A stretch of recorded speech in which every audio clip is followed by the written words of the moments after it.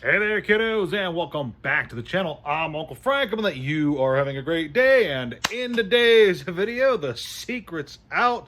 It's public knowledge now. I am indeed a cube in the next God of War game. Apparently, the big reveal is indeed here. And speaking of big reveals, it's time we return to the world of Pokemon, because in today's video, I got you, didn't I? I'm gonna be sitting back in the very squeaky chair, relaxing and having a little conversation with all of you guys about the 30th celebration set. The big 3-0 is finally upon us for Pokemon. The big super hyped all-star set that people have been anticipating for some time now and have been chatting for some time about, even long before we've known basically anything about the set other than its basic premise. And just a little recap, this is the 30th anniversary of Pokemon, so it's a big celebration of everything the franchise has accomplished so far, all the games, the cards, the TV shows, the movies, all that jazz encapsulated, potentially, in one fancy schmancy set. This is a big landmark milestone set, and for quite some time, almost an entire year now, ever since the hype for Pokemon reignited here in the States, people have been pointing to the 30th celebration as the absolute minimum for the hype continuing. Everyone's been saying things like, oh, the gravy train's going to keep rolling until at least the 30th anniversary set. The hype's not going to die down. The market's not going to shift until after the 30th. And people have been saying basically, you know, the 30th is such a big event, so many people are looking forward to it, that there's no way that Pokemon could have its hype dying down before it. And guess what? Looks like they were right, because there is a lot of hype going into the set, especially with all the big reveals that came out over the last few days, especially with the classic collection lineup. Looks like it's 30 cards exactly, a subset within the set of reprints from throughout Pokemon's history. And if you are someone who's been in Pokemon for, well, more than a year now, you'll know that reprints, actual functional reprints of older cards, is something that the Pokemon Company does not do a whole lot. It is actually quite rare that they do that. Now, they have reprinted some cards a lot. We'll get to that. But for the most part, they keep reprints to a minimum. So whenever you have these opportunities to pick up old cards on new card stock in a new set, awesome stuff right there. It's always a standout moment. And of these 30 cards, there are some noteworthy cards in this lineup. 30 cards total, all of them from throughout Pokemon's history. A lot of them are standout, iconic cards that collectors have wanted for a long time, and a few others are just gameplay meta staples. For example, there's a Sneasel in the lineup that, to my knowledge, was never really a highly sought after card, but was played in quite a few decks when it first saw print. So I'm going to go over at least some of the cards here. I wrote down some notes so I can give you guys my thoughts on some of the reprints of the noteworthy ones. And it is a few notes. One in particular is getting more talked about than the rest. So of course, starting things off, there is the base set Pikachu and the base set Charizard. The base set Charizard, as you guys are aware, is one of the most sought after, highly desired Grail cards in the entire Pokemon TCG world. A lot of people want one.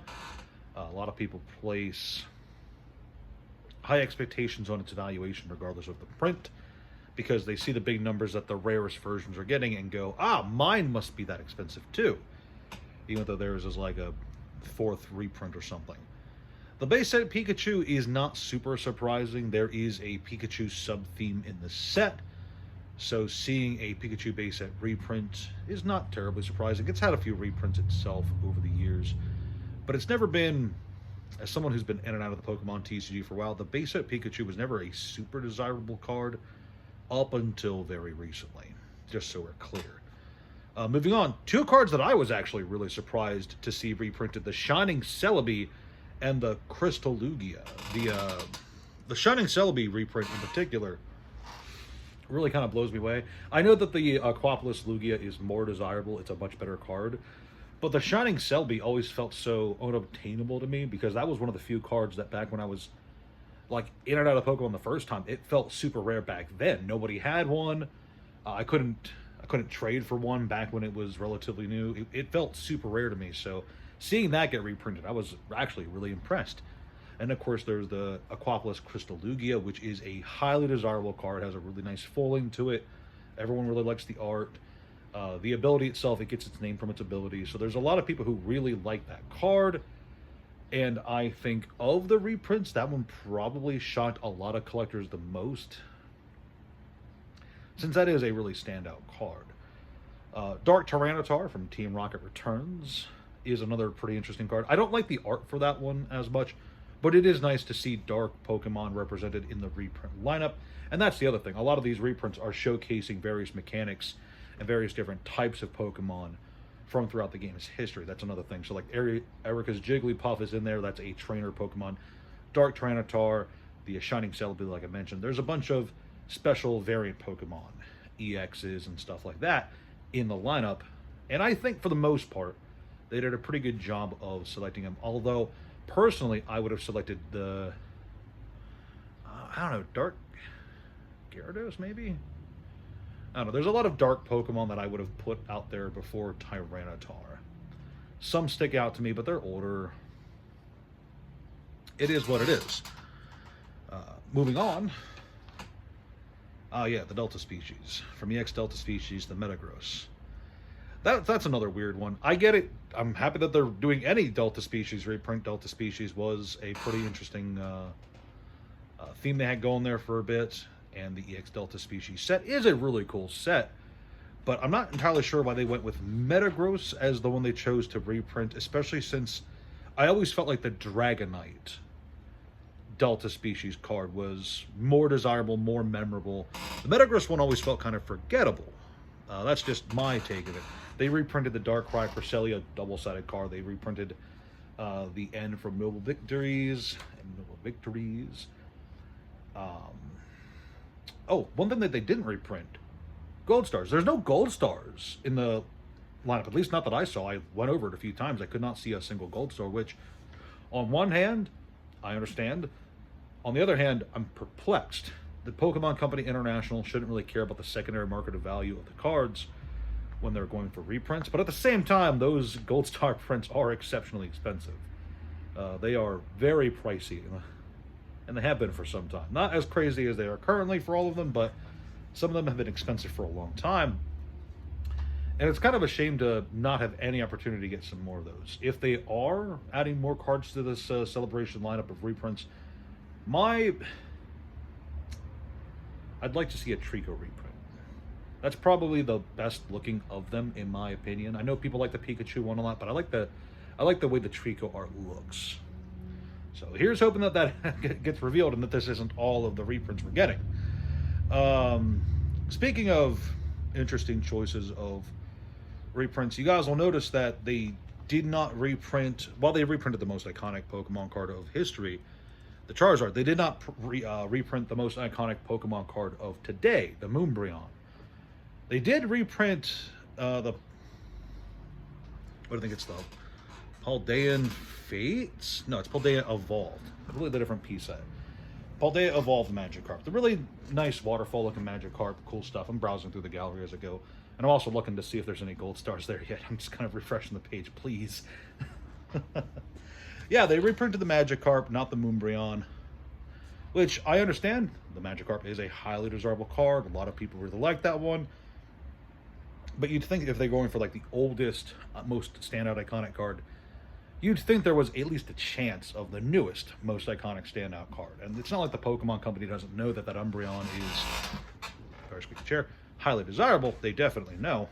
And I think they might be, I don't know, I believe that was an intentional choice to not reprint it. That's all I'm going to say. But there's one last card we got to talk about, and that is the team-up card, Pikachu Zekrom EX. And this is a weird one. A weird and wild one. Because this is the one that seems to be getting a lot of market attention after the finalization of the announcement and the lineup of reprints was made confirmed. This is weird. We've known for months now, I think, that this reprint was coming. It was part of the initial announcement, I think. And this card, you guys need to understand, Team Up is an interesting set. It wasn't super well liked when it first came out, and it took a while for a lot of the cards in there to get any traction. And some of the Team Up cards have done really well over the last almost a decade, and others, like the Pikachu and Zekrom GX, have not done so hot. This one was a $30 card for over a year now, I think, and it crept up to that position. But suddenly, with this confirmation of the reprint, there's been a slew of purchases for it in the last like 7 days, where people have been buying it up and up and up, until now a near mint is $100 above where it was a month ago. That's wild to me. $100 straight shot increase in the near mint price of a card, largely based on speculation alone, is crazy to me. And it's kind of like the inverse of what you see in the TCG market. Usually, a high-profile reprint of an older card causes that older card to experience panic selling, not panic buying, as anticipated reprints cause people to anticipate lower prices for the originals. And you can see it in Yu-Gi-Oh!, Magic the Gathering, Flesh and Blood, etc. You know, you do see reprints usually negatively impacting the original price. This is not the case here. It's the inverse. And I'm kind of wondering what's going on here, what these people are thinking, because this might be the most irrational thing in the Pokemon TCG I've seen in quite some time. People see that this card's getting a reprint and they buy up the original. Like, do they think that... I can't fathom the thought process. Do they think a reprint's going to drive demand to the team-up version? Do they think this will be the card that breaks the cycle of reprints driving down prices for the original printings a bit? Because that is typically what happens. It's not universal. It's not every reprint tanks the value, but you very rarely, in my experience, will a reprint cause the original version of a card to skyrocket $100 basically overnight. And that's just something that I felt was really worth mentioning. And honestly, that's part of the reason I wanted to make this video itself. This was a very strange choice by certain speculators, because this definitely is a speculator flipper move. This is not an organic collector thing. People who have organically wanted Pikachu Zekrom, they've had it for years. Anyone who's wanted the team-up cards, who's been around Pokemon for more than 5 years, they've had ample opportunity to get all of the team-up cards that they've ever wanted. Okay, some of these cards were cheap for quite a while after the set's release. Just so we're clear. No, I firmly believe that this is a speculator move, and a weird choice for a speculator move, because I can't see the angle for why they think it would pay off. I don't know. Organized buyout, perhaps? I don't know. If you guys have a good reason for why the Pikachu Zekrom would be bought up, do let me know, because, you know, maybe your uncle's missing something. I am an old man, and I don't have a 30 eyes in every state looking at why everyone would possibly want to buy every given card. I'm not super plugged into Reddit like that. Anyway, overall, I am excited for the set. Like I said, there's a Pikachu sub-theme for the set. There's a Pikachu in every pack, in fact, from what if I was reading correctly. A Pikachu in every pack. That's cool if you're a big Pikachu fan. That's not so cool if you're sick of Pikachu. But it is a cool little nod to the series mascot. Cool beans, he's getting support in every pack. The futuristic rare, I think it still looks neat. I know that it has some detractors and haters online, but I especially like the Mewtwo. I think that luminescent, almost sheen that the card has looks really dope, and boy, would I like to pull one of those. In fact, I would like to get any of this set. I hope I get any of the 30th celebration, because I do anticipate that this will be a hard set to pick up anything for. Just based off of loud truck zipping by. Very loud truck zipping by.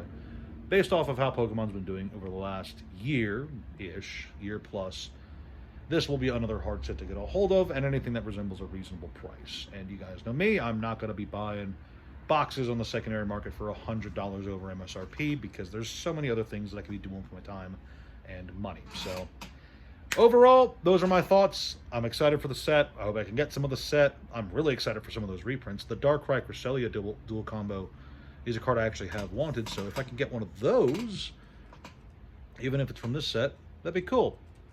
Crystal Lugia or the Shining Celebi. Actually, I might want the Shining Celebi more now that I think about it, because that is a card I've had a hard time. I was never able to get one of those when I was younger. Yeah, I might go for the Shining Celebi. Anyway, thank you guys so much for watching. Please like, share, subscribe. Check out the Discord, the Patreon, the TCG player link. All of those are in the description. And of course, leave your guys' comments. Let me know what you guys think about the set, what you're anticipating, what your hopes are, your fears are, and all that jazz. Thanks again, and have a great day. Ciao.